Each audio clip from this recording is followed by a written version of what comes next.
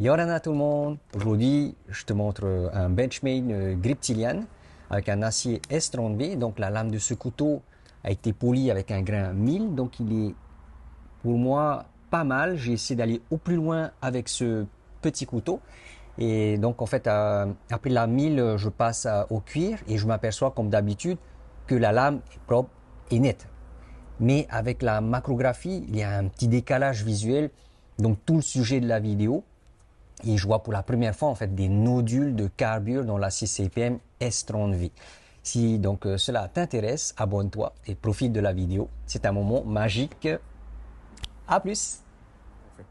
Euh, voilà, ici j'ai un acier S30V, acier de l'espace super dur, super costaud. Je filme le taillon, donc le dessus, et on voit que une surbrillance. Là, je mets le pouce là où ça brille, cette épaisseur là. Et on voit bien que la partie bleutée, il s'agit juste de mon appareil qui me dit ça, il a un focus, une netteté. Et on peut voir maintenant en fait toutes les petites nodules qui font que cette lame, voilà, c'est du carbure en fait.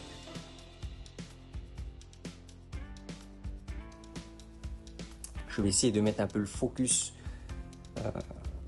sur le tranchant.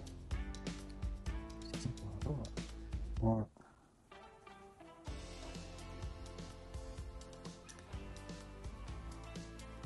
Donc l'image est multipliée par 5. Hein. Donc c'est la première fois que j'ai une image aussi nette en fait de l'émouture simplement du couteau, qui est minuscule. Hein. C'est la partie qui est brillante du taillon. Hein. Là sur mon index, on voit la partie la plus brillante du couteau. Et je filme ça avec une macro 60 mm. On voit que c'est pas mal carburé. Super, hein, S30V méga. Et par contre, le tranchant, son apex, il n'est pas encore parfait, mais je suis pas sûr de pouvoir couper un cheveu avec ça parce que je vois qu'il y a pas mal quand même de déformation, c'est pas parfait. Tranché complètement. Donc ici j'ai un acier S30V. On regardait aussi sur les moutures toute la partie brillante du couteau. Voilà, je coupe dans l'épaisseur du cheveu. C'est incroyable comme tranchant. Ah non. Ah, je coupe essentiellement sur l'épaisseur du couteau, du cheveu.